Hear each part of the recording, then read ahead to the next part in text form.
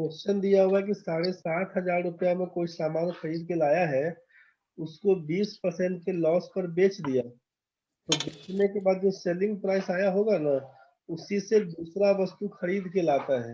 मान लीजिए जितना में बेचाया उतना में दूसरा वस्तु खरीदेगा। अब उसको 25% के प्रॉफिट पर बेच दिया, तो फिर सेलिंग प्राइस कुछ ना कुछ होगा। तो आपसे पूछा कि टोटल प्रॉफिट या लॉस क्या होगा, ये बताइए हमको। मतलब 750 रुपया में जो सामान खरीद के लाया था, डिटेल्स समझिए फिर से। क्वेश्चन में बोला कि 7,500 रुपया में कोई सामान खरीद के लाया है, इसको 20% के लॉस पर बेच दिया। मतलब सेलिंग प्राइस 1 क्या हो जाएगा, 7500 रुपये का आइटम 20% का लॉस में बेचा, मतलब 80% में बेच दिया होगा। तो क्या लिखिएगा, 7500 रुपये का 80%, मतलब 80/100। इसी को गुना करिएगा ना, डबल जीरो से डबल जीरो कैंसिल, से 40, 56, 8 से 56 अचार 60, मतलब 6,000 रुपया में कोई सामान को बेच दिया। 7,500 रुपये में खरीद के लाया था, 20% का लॉस, मतलब 1,500 रुपये का लॉस होके 6,000 रुपया में उसको बेच दिया। अब क्वेश्चन में दिया हुआ है कि इसी राशि से दूसरा वस्तु खरीदता है, मतलब CP2 बराबर है कितना, SP1 के। इसी राशि से दूसरा वस्तु खरीद के लाता है, तो CP2 हो गया 6,000 रुपया, और इसको बेचता है 25% के प्रॉफिट पर। 25% के प्रॉफिट पर, तो 25% के प्रॉफिट पर हमारा सेलिंग प्राइस टू कितना, तो बोलेगा 6,000 रुपये का आइटम था, और इसको 25% के प्रॉफिट पर बेच दिया, मतलब 125/100 में इसको बेच दिया। तो डबल जीरो से इसका डबल जीरो कैंसिल, ये हो जाएगा फिर से 7,500 रुपये। मतलब 7,500 में खरीद के लाया, उसको बेचा 6,000 रुपया में, फिर 6,000 रुपया में कोई सामान खरीद के लाया, उसको बेच दिया 7,500 रुपया में। ओवरऑल प्रॉफिट एंड लॉस क्या हुआ, टोटल CP देखिए, टोटल SP देखिए। तो आप बोलिएगा कि टोटल CP कितना, शुरू का CP था 7,500 रुपया, बाद में CP आया है 6,000 रुपया, तो इसको बोल दीजिएगा 13,500 रुपया। टोटल SP, पहला का SP1 निकल के आया है 6,000, और बाद का SP2 निकल के आया है 7,500। इसको भी जोड़िएगा तो 13,500। तो 13,500 में खरीद कर लाइएगा, 13,500 में बेच लीजिएगा, तो क्या बोलिएगा, टोटल CP बराबर टोटल SP, मतलब ना तो प्रॉफिट होगा ना ही लॉस होगा, नो प्रॉफिट नो लॉस। ये पूरा कहानी देखने के बाद समझ में आया कि नो प्रॉफिट नो लॉस। तो इतना नहीं करके आप करिएगा क्या, कि डायरेक्ट पहले परसेंटेज चेंज निकाल दीजिएगा। परसेंटेज चेंज निकालते थे x plus Y plus XY/100, यहाँ से परसेंटेज चेंज निकालिएगा। अब ये सॉल्व करने के बाद नोट कर देते हैं, यहाँ पे चेंज करने के बाद वैल्यू अगर पॉजिटिव आएगा तो बोलिएगा प्रॉफिट का केस था, वैल्यू अगर नेगेटिव आएगा तो बोलिएगा ये लॉस परसेंट का केस है, वैल्यू अगर जीरो आएगा तो बोलिएगा नो प्रॉफिट नो लॉस का केस है।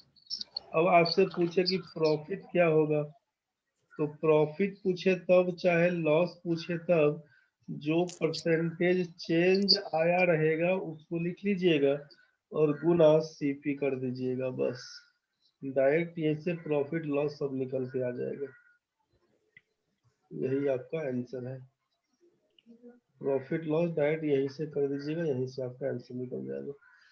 कैसे करिएगा, इस क्वेश्चन में था 20% का लॉस और 25% का प्रॉफिट, मतलब 27 नंबर क्वेश्चन में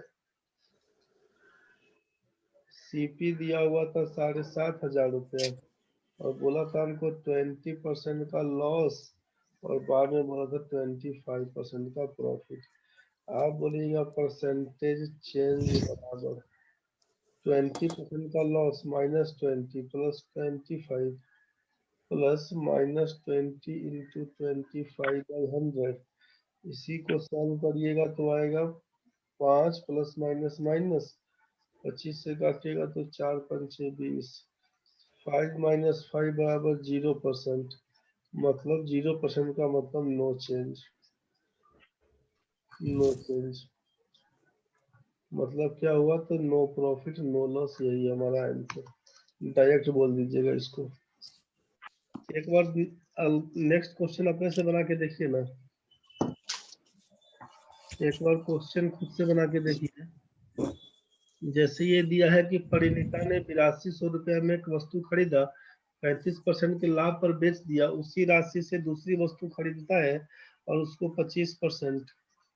परसेंटेज में कुछ अंतर हो गया, अरे देखो तो यहाँ पर परिणीता परचेज 8200, 35% और 20%, ये 20 है, 20 ये होगा। 35% दिया है और यहाँ पर जो 20 है ना, ये 20 है, ठीक है। पूरे सौदे में लाभ या हानि, मतलब क्वेश्चन हम लिख देते हैं साइड में।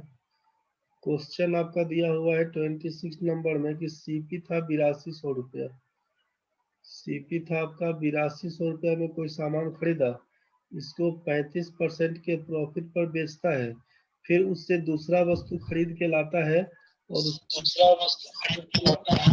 लॉस में बेचता है। पूरे सौदे में टोटल प्रॉफिट या लॉस क्या हुआ, ये बताना है आपको, अमाउंट उसका लग रहा है बना के।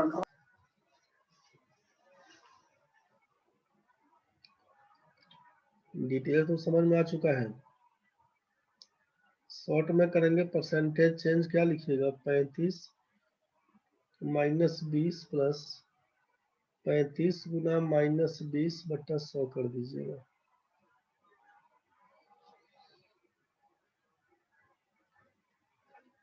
हड़बड़ा के नहीं बनाओ रे विकास। 35 - 20 करेंगे तो 15 बनेगा, 20 पंचे 100 और 5 सत्ते 35, 15 माइनस प्लस माइनस तो -7 हो जाएगा ना, मतलब 8% बचेगा। सिमरन गड़बड़ है रे, 8% बचा हुआ मतलब पॉजिटिव वैल्यू आया है, इसीलिए प्रॉफिट बोलिएगा। तो प्रॉफिट कितना, तो जो परसेंटेज चेंज आया 8% ऑफ किसका, सीपी का। सीपी अपना है 8200 रुपया, परसेंटेज का मतलब 00 कैंसिल, 8 गुना 16 64 1 65, 656 रुपये का प्रॉफिट बताइएगा, यही आपका आंसर। 26 number question.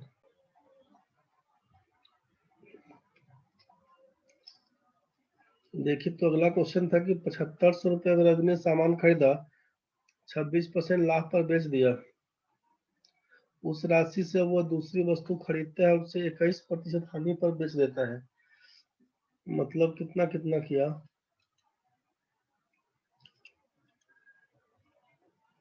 सीपी बोल दिया है 7500 रुपया, 26% के प्रॉफिट पर खरीदता है दूसरा सामान, बेच देता है 26% प्रॉफिट पर, तो जिस सामान खरीदा उसको 21% के लॉस पर बेच देता है। तो टोटल प्रॉफिट या टोटल लॉस क्या बनता है, ये बताना है, अमाउंट उसका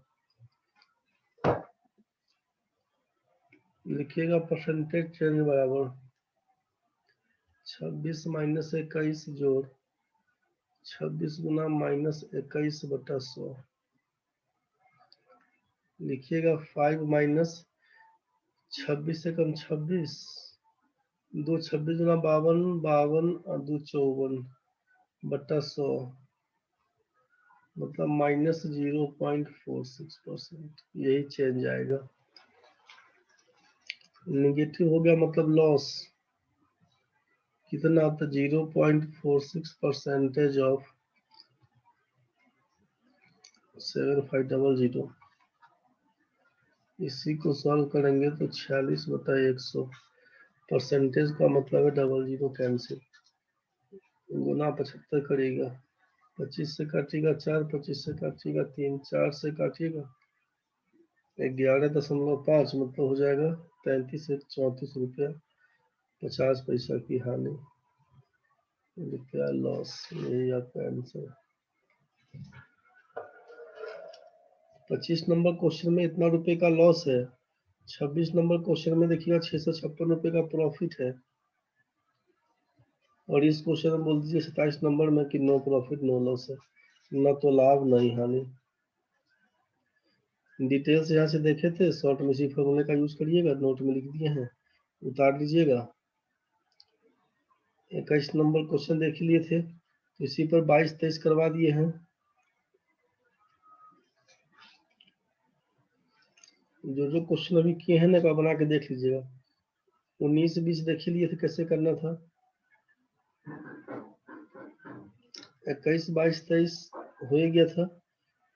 आगे फिर 24, 25, 26, 27 वाला जो केस था, इसको ढंग से एक बार देख लीजिएगा।